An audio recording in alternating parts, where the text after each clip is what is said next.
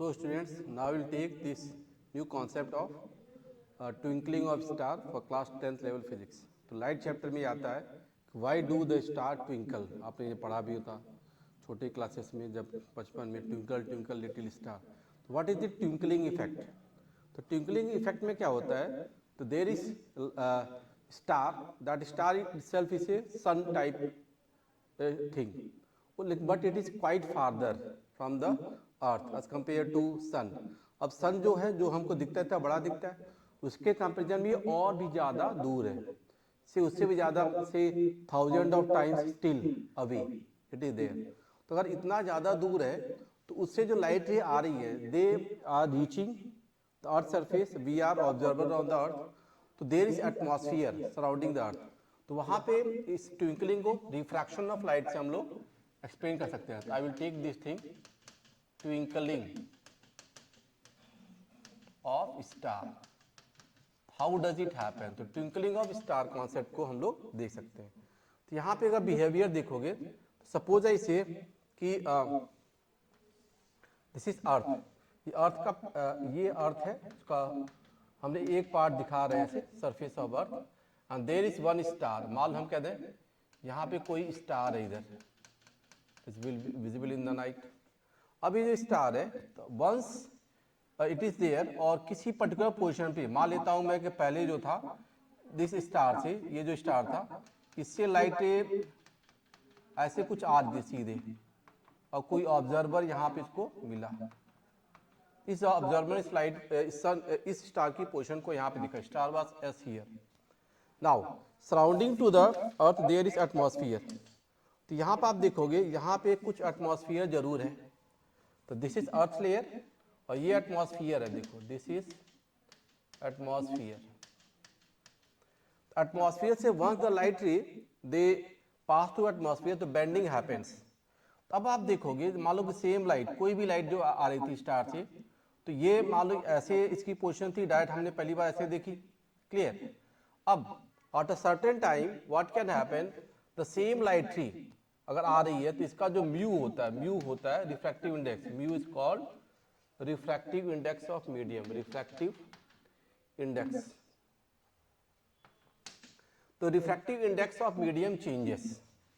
तो refractive index of medium जब change करता है, और that because this atmosphere it is up to height of 50 kilometres की हाइट तक आपका atmosphere is a dynamic process for refractive index.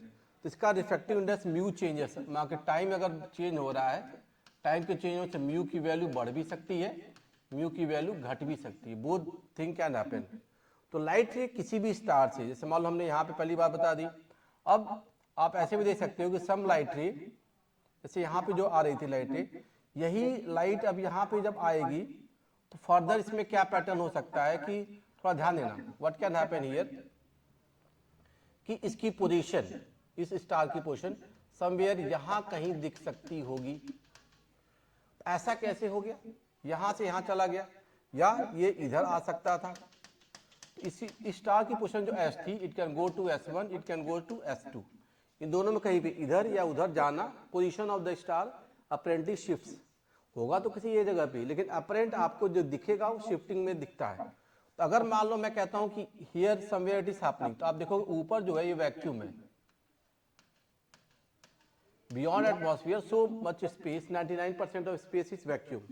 तो what can happen कि मान लो यहाँ से जो लाइट रे थी, दिस लाइट रे इज कमिंग हियर, ये ऐसे आ रही थी ये लाइट रे, अब यहाँ पे आते हुए ये अब थोड़ा इसको मान लो कि ये नॉर्मल है, कॉमन नॉर्मल वाली बात थी, तो rather going state bend towards normal. तो ये बेंड टुवर्ड्स नॉर्मल में ऐसे आ गई, समझ गए ना, इट इज रीचिंग देयर. तो आप क्या देख सकते थे कि जो स्टार था इसकी पोजीशन अपरेंटली यहाँ कहीं दिख गई, समझ रहे. तो ये जो स्टार एस था वो कुछ, ये जो लाइट, ये वाला स्टार देखो, पहले तो यहाँ कहीं दिखा था, ये कोई स्टार यहाँ कहीं है. इस स्टार जो यहाँ पे था, इसकी पोजीशन S1 डैश यहाँ पे दिख गई. ये वाला, इसकी मैं डायरेक्ट नहीं ले रहा, थोड़ा बेंडिंग वाले को समझाने के लिए. जो S1 स्टार है, इसकी पोजीशन अपरेंट कहाँ दिखी, यहाँ दिखी. तो ये आपका पैटर्न कि कोई स्टार S1 वो S1 डैश पे दिख जा रहा है due to bending of light. देखो ये इंसिडेंट रे थी, this is the incident ray और ये इसकी रिफ्रैक्टेड रे है, ये रिफ्रैक्टेड रे है, दिस इज रिफ्रैक्टेड रे। ये जो रिफ्रैक्टेड रे आ रही है ये इस ऑब्जर्वर के पास पहुंच रही है और इसको बिकॉज हम अपेरेंटली सीधा देखते हैं तो हम यहां से सीधा जब देखोगे तो स्टार यहां कहीं दिखता हुआ अपीयर होगा, करेक्ट। इस स्टार S1 की S1 डैश पे ऐसी पोजीशन आ गई। ऐसे ही ये S भी अपनी पोजीशन दो जगह ऐसे S डैश कर सकता है। ऐसे ही आप देखो ये वाला जो स्टार यहाँ कहीं था ये भी अपनी पोजीशन बदल सकता है। मान लो कहते हैं पहले जहां भी रहा होगा तो म्यू चेंज करता है तो लाइट रे यहाँ से जो आ रही है यहाँ पे देखो और ये इसका कॉमन नॉर्मल है तो लाइट रे rather going state bend towards normal या बेंड अवे फ्रॉम नॉर्मल, तो दोनों केसेस आते हैं। तो यहाँ पे लाइट रे अगर, और ध्यान देना जो रिफ्रैक्टेड रे होगी उसी को सीधा आप क्या करना पीछे एक्सटेंड कर देना। जैसे यहाँ हम देखें तो ये इधर चला गया, समझ गए, S2 का S2 डैश आ गया तो ये स्टार यहाँ पे दिखा और ये देखो यहाँ पे इसकी पोजीशन में क्या दे, ये लेफ्ट हो जा रहा था ये राइट हो गया तो इसकी पोजीशन लेफ्ट और राइट किधर भी जा सकती है। तो आपको क्या करना है जो लाइट रे स्टार से आ रही थी after passing through the medium mu, ये म्यू ऑफ द मीडियम भी क्या करता है समय के साथ घटता बढ़ता है। तो आप मान सकते हो किसी समय ये जो मीडियम था वो कभी डेंसर हुआ to the star total medium या रेयरर हो गया। तो अगर मान लो towards normal away from normal तो इधर या उधर दोनों तरफ फ्लक्चुएशन इसका होगा। तो लाइट रे जो बेंड करेगी वो दोनों तरफ करेगी, इधर भी जाएगी इधर भी जाएगी। तो स्टार की दो अलग अलग पोजीशंस आपको मिल सकती हैं। अगर मैं इसको एक और डायग्राम से समझाऊं तो इसको मैं एक और तरीके से थोड़ा समझाता हूं, देखो जरा। अब मैं एक ही केस बस लूंगा, से इट इज अर्थ, एक ही स्टार से म्यू को रेफरेंस में लेके बता दूंगा। जस्ट सी, ये अर्थ है and this is the mu. अब मान लो मेरे पास कोई स्टार है ऐसे, दिस स्टार, देखिएगा ये स्टार है। अब मैं मान ले रहा हूं कि यहाँ पे इस स्टार से जो लाइट रे आ रही थी यहाँ कहीं आ रही थी, जस्ट सी यहाँ कहीं आ रही थी।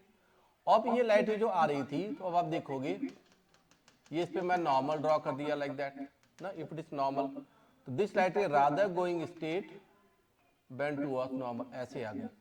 तो ये इंसिडेंट रे है, ये रिफ्रैक्टेड रे है, ये रिफ्रैक्टेड रे है। रिफ्रैक्टेड रे को ही पीछे क्या करो आप एक्सटेंड कर दो तो स्टार यहां कहीं दिखा, तो स्टार S की पोजीशन क्या आ गई S डैश। तो मेरा ऑब्जर्वर जो था उस स्टार को यहाँ पे ये ऑब्जर्वर आप लगा लो, ये दी ऑब्जर्वर ने स्टार को यहां देखा।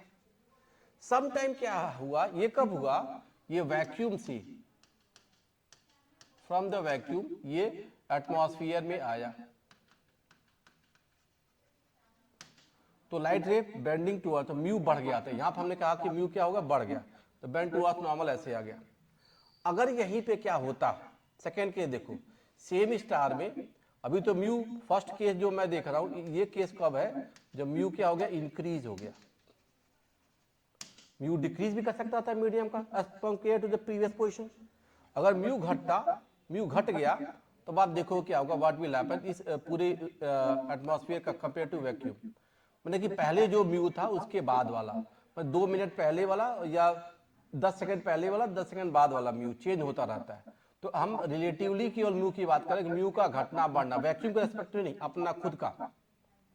तो खुद का म्यू अब क्या हो गया, थोड़ा सा मान लो अब पहले तो बढ़ गया था अब कम हो गया, तो कम हो गया तो क्या हो जाएगा सेकेंड केस, ये तो फर्स्ट केस आ गया। सेकेंड केस में होगा अगर ये कम हो गया तो अवे फ्रॉम नॉर्मल, तो ये ऐसे था तो ये अवे फ्रॉम नॉर्मल इधर भी जा सकता था। तो आप इधर जब जाएगा तो यही स्टार आपको यहां कहीं भी दिख सकता है,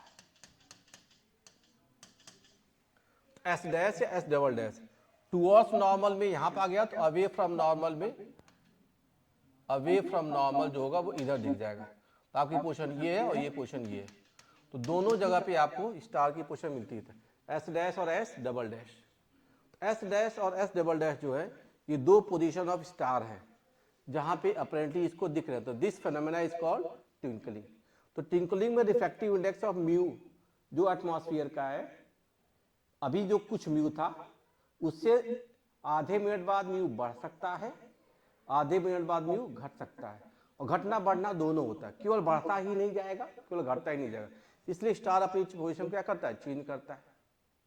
सम टाइम इट डिसअपियर्स, और वहीं पे भी दिख सकता है कि कुछ देर बाद फिर से मान लो रिगेन कर लिया तो वहीं दिख गया। तो ये रिफ्रैक्टिव इंडेक्स ऑफ मीडियम के चेंज होने से आपका स्टार का पोजीशन बदलता है, और कभी दिखेगा कभी नहीं दिखेगा, both the thing will happen. Position भी चेंज करेगा और विजिबिलिटी भी हो सकता है ना भी दिखे ना, दैट थिंग विल हैपन, क्योंकि आपके रेंज में ना आया, समझ गए। तो दैट थिंग इज देयर। तो this method is called twinkling of star. It happens basically due to change of refractive index of medium. तो इसको आप अप्लाई कर सकते हैं। और जो बेंड होके लाइट रे आ रही है उसी को पीछे एक्सटेंड करो, जहां पे अपेरेंटली सीधे जा रही होगी, that is the apparent position of star. इसको अप्लाई करके we can get it. Okay, thank you.